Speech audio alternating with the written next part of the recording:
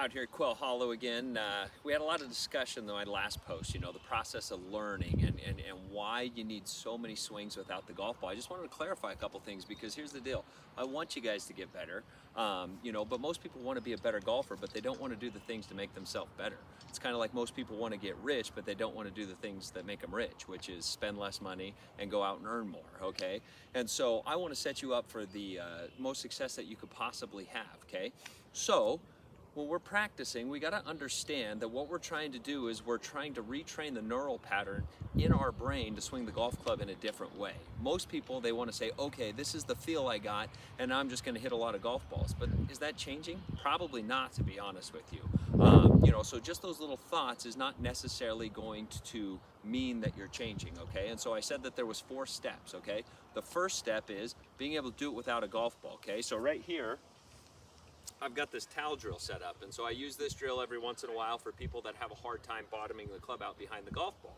And so when they swing, what they have to do is not hit the towel, and the club will bottom out in front of the golf ball, okay? Here's the deal. If you're going to get better at bottoming the club out in front of the golf ball, do it with just a tee. You saw I just hit that tee. And here's the deal. You have to probably do it 300 to 400 times before you'll see any kind of change. Let me repeat that. You'll probably have to do it 300 to 400 times before you see any change. How many people do you see swing the club 300 or 400 times without hitting a golf ball?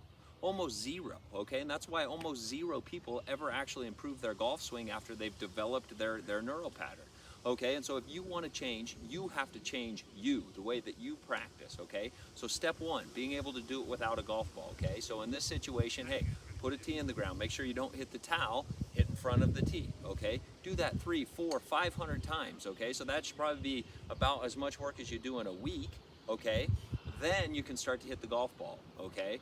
So 1 without the golf ball, 2 with the golf ball. Why is it harder to do with the golf ball? The reason it's harder to do with the golf ball is because if I have a golf ball, okay, what happens when I hit it good? I feel good about myself. I'm like, oh, look at the golf ball. It's fantastic. I hit a great golf shot. If I hit it bad or I shank it or something like that, I'm looking around like, did anybody see that? Like, you have an emotional attachment to what the golf ball does. Those emotions, okay, get in the way of you creating the neural pattern that you want to create.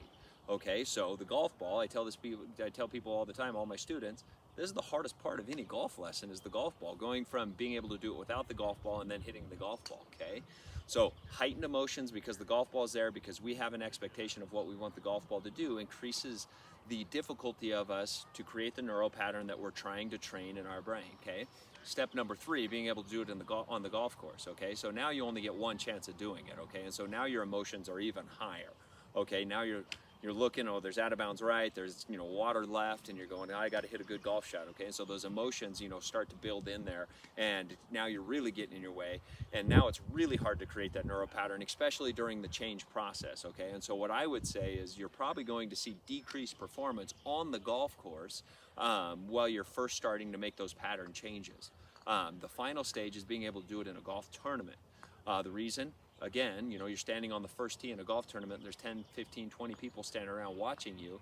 You feel a heightened amount of pressure to hit a good golf shot. Not only that, you get playing good. You get to 15, 16, 17, the hardest hole on the golf course, and you're playing your best golf. You're in a good spot to win the golf tournament.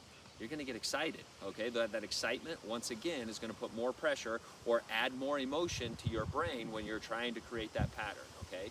So the progress or the process of learning is 1, being able to do it without a golf ball. You need to do that a lot, okay? If you were doing this drill with the towel, I'd want to see you hit that tee, like I said, 300, 400, 500 times a week, okay? And I would expect it not to change for a month, 2 months, okay? So you do the calculations of how many times you're going to swing without hitting the golf ball, okay?